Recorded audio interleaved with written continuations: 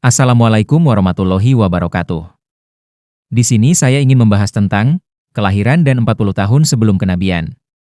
Sebelum masuk ke pembahasan, jangan lupa untuk klik tombol like, subscribe, dan nyalakan lonceng notifikasinya agar tidak tertinggal video selanjutnya. 1. Kelahiran Nabi Muhammad Shallallahu Alaihi Wasallam. Sayyidul Mursalin, Rasulullah Shallallahu Alaihi Wasallam dilahirkan di tengah kabilah besar Bani Hashim di kota Mekah pada hari Senin, tanggal 9 Rabiul Awal pada tahun tragedi pasukan bergajah atau 40 tahun dari berlalunya kekuasaan Kisra Anushirwan. Setelah kelahiran beliau, ibunya mengirim utusan untuk memberitahu berita gembira ke kakeknya, yaitu Abdul Muthalib. Ia langsung datang dengan sukacita dan memboyong cucunya tersebut masuk ke Ka'bah, lalu berdoa kepada Allah, bersyukur kepadanya, dan memberi nama cucunya, yaitu Muhammad. Wanita pertama yang menyusui Nabi Muhammad Shallallahu Alaihi Wasallam setelah ibunya adalah budak wanita Abu Lahab, yaitu Suwaibah. Saat itu, ia juga menyusui bayinya, yang bernama Masruh. Sebelumnya, ia juga menyusui Hamzah bin Abdul Muthalib, kemudian menyusui Abu Salamah bin Abdul Asad al-Mahzumi. Setelah itu, baru menyusui Nabi Muhammad Shallallahu Alaihi Wasallam. 2. Perkampungan kabilah Bani Sa'ad. Tradisi yang berlaku di kalangan bangsa Arab yang tinggal di kota adalah mencari para wanita yang dapat menyusui bayi-bayi mereka sebagai tindakan preventif terhadap tersebarnya penyakit-penyakit iklim di perkotaan.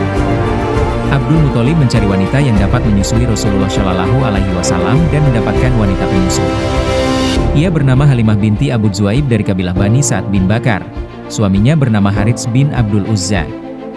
Halimah merasakan adanya keberkahan selama mengasuh Rasulullah Shallallahu Alaihi Wasallam. Pada saat Rasulullah Shallallahu Alaihi Wasallam berumur 2 tahun, tibalah waktunya untuk mengembalikan beliau kepada ibunya. Halimah merasa berat hati untuk mengembalikan beliau kepada ibunya. Kemudian ia membujuk ibunya, lalu ia diizinkan untuk tinggal bersama lagi. 3. Pembelahan dada. Rasulullah Shallallahu Alaihi Wasallam akhirnya tetap tinggal di perkampungan kabilah Bani Sa'ad. Pada saat berumur 4 atau 5 tahun, terjadilah peristiwa dibelahnya dada beliau. 4. Kembalinya Rasulullah Shallallahu Alaihi Wasallam ke pangkuan ibunya. Setelah peristiwa pembelahan dada, Halimah mengembalikan beliau kepada ibunya. Beliau tinggal bersama ibunya sampai umur 6 tahun. Kemudian Aminah berangkat ke Madinah untuk menziarahi kuburan suaminya. Ia bersama dengan Muhammad Shallallahu Alaihi Wasallam, Abdul Muthalib, dan Ummu Aiman. Ketika melakukan perjalanan pulang ke Mekah, Aminah terserang penyakit di tengah perjalanannya dan meninggal dunia di suatu tempat yang bernama Abwa, yang terletak antara Mekah dan Madinah. 5. Diasuh Abdul Muthalib. Rasulullah Shallallahu Alaihi Wasallam dibawa kembali ke Mekah oleh kakeknya, yaitu Abdul Muthalib. Ia merasa iba terhadapnya, perasaan yang tak pernah ia tumpahkan kepada anak-anaknya seorang pun. Ia juga lebih mengedepankan kepentingan beliau daripada kepentingan anak-anaknya. Abdul Muthalib wafat di Mekah saat Rasulullah Shallallahu Alaihi Wasallam berusia 8 tahun 2 bulan 10 hari. Sebelum wafat, ia menyerahkan tanggung jawab terkait cucunya tersebut kepada Abu Thalib. Ia merupakan saudara kandung ayah Rasulullah Shallallahu Alaihi Wasallam. 6. Diasuh Abu Thalib. Sepeninggal kakeknya, beliau diasuh oleh pamannya. Abu Thalib mengasuh beliau digabungkan dengan anak-anaknya. Namun, ia mendahulukan kepentingan beliau daripada anak-anaknya. Ia juga mengistimewakan beliau dengan penghormatan dan penghargaan. Perlakuan tersebut sampai beliau berumur di atas 40 tahun dan ceritanya akan dipaparkan nanti pada pembahasan tersendiri. 7. Meminta hujan turun berkat kedudukan Rasulullah Shallallahu Alaihi Wasallam. Ketika di Mekah terjadi musim paceklik, orang-orang Quraisy datang mengadu nasibnya kepada Abu Thalib dan mereka meminta agar diturunkan hujan. Kemudian Abu Thalib keluar dengan membawa Rasulullah Shallallahu Alaihi Wasallam.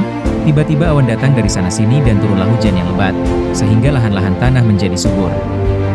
8. Bersama sang rohib Bahiro. Ketika Rasulullah Shallallahu Alaihi Wasallam berusia 12 tahun 2 bulan, Abu Thalib membawa serta untuk ikut berdagang ke negeri Syam. Tibalah mereka di suatu tempat yang bernama Bushro. Saat di Bushro bertemu dengan seorang rohib yang bernama Bahiro. Ia mengetahui tanda kenabian pada diri Rasulullah Shallallahu Alaihi Wasallam, karena ia melihat bebatuan dan pepohonan bersujud kepada beliau. Keduanya tidak akan bersujud kecuali terhadap seorang nabi. Kemudian ia memberitahu hal itu kepada Abu Thalib. Setelah ia memberitahu kepada Abu Thalib, ia menjamu mereka secara istimewa. Kemudian ia meminta Abu Thalib untuk memulangkan beliau ke Mekah, karena khawatir akan ditangkap oleh orang-orang Romawi dan Yahudi. Abu Thalib pun mengirimnya pulang ke Mekah. 9. Perang Fijar. Pada saat Rasulullah Shallallahu Alaihi Wasallam berusia 20 tahun, berkecamuklah perang Fijar antara kabilah Quraisy dan sekutu mereka dari Bani Kinanah melawan kabilah Qais Ailan. Kemenangan berada di pihak Qais pada pagi hari, namun pada pertengahan hari keadaan terbalik, kemenangan justru berpihak pada Kinanah. Dinamakan perang Fijar karena dinodainya kesucian, yaitu bulan yang dilarang perang di dalamnya. Dalam perang ini, Rasulullah Shallallahu Alaihi Wasallam ikut serta untuk membantu paman-pamannya. 10. Hilful Fudhul. Ketika perang Fijar telah usai, terjadilah Hilful Fudhul, yang artinya perjanjian sumpah setia. Hilful Fudhul terjadi pada bulan Zulqodah, yaitu salah satu bulan haram. Banyak kabilah-kabilah Quraisy yang ikut berkumpul pada perjanjian tersebut, diantaranya adalah Bani Hashim, Bani Muthalib, Asad bin Abdul Uzza, Zuhrah bin Kilab, dan Taim bin Murrah, serta Rasulullah Shallallahu Alaihi Wasallam. Mereka berkumpul di kediaman Abdullah bin Jud'an At-Taimi. 11. Meniti kehidupan dengan kerja keras. Pada masa muda Rasulullah Shallallahu Alaihi Wasallam, beliau bekerja sebagai pengembala kambing. Ketika berusia 25 tahun, beliau pergi berdagang ke negeri Syam dengan modal dari Khadijah. Di dalam perjalanannya, beliau ditemani oleh budak Khadijah yang bernama Maisarah. 12. Menikah dengan Khadijah. Ketika Rasulullah Shallallahu Alaihi Wasallam pulang dari Syam, Khadijah menyampaikan curahan hatinya kepada teman wanitanya, yang bernama Nufaisah binti Munya. Kemudian ia bergegas menemui beliau dan memberitahunya seraya menganjurkan agar beliau menikahi Khadijah. Beliau pun menyetujuinya dan merundingkan hal tersebut dengan paman-pamannya. Pernikahan tersebut berlangsung 2 bulan setelah kepulangan beliau dari negeri Syam. Beliau menyerahkan mahar 20 ekor unta muda. Saat itu, Khadijah telah berusia 40 tahun. Dari pernikahan keduanya, dikaruniai 6 orang anak, 2 diantaranya putra dan 4 yang lainnya adalah putri, kecuali Ibrahim. Kedua putranya tersebut adalah Qasim dan Abdullah.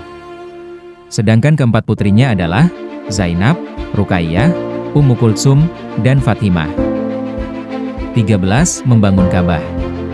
Pada saat beliau berusia 35 tahun, kabilah Quraisy membangun kembali Ka'bah karena kondisi fisiknya sebelum itu hanyalah berisi tumpukan batu-batu besar, tingginya 9 hasta sejak dari masa Ismail alaihi salam, dan tidak memiliki atap sehingga yang tersimpan di dalamnya dapat dicuri oleh segerombolan pencuri. Setelah proyek renovasi selesai, Ka'bah tersebut berbentuk kubus dengan tinggi kurang dari 15 meter, panjang sisi di bagian Hajar Aswad 10 meter dan bagian depan yang berhadapan dengannya juga 10 meter. Hajar Aswad sendiri dipasang dengan tinggi 1,5 meter dari permukaan lantai dasar tawaf, tinggi pintunya 2 meter dari permukaan tanah. Bagian terakhir dikenal dengan nama Asishad Zarwan yang merupakan bagian dari pondasi Ka'bah, akan tetapi orang-orang Quraisy membiarkannya. Terima kasih telah menonton video saya.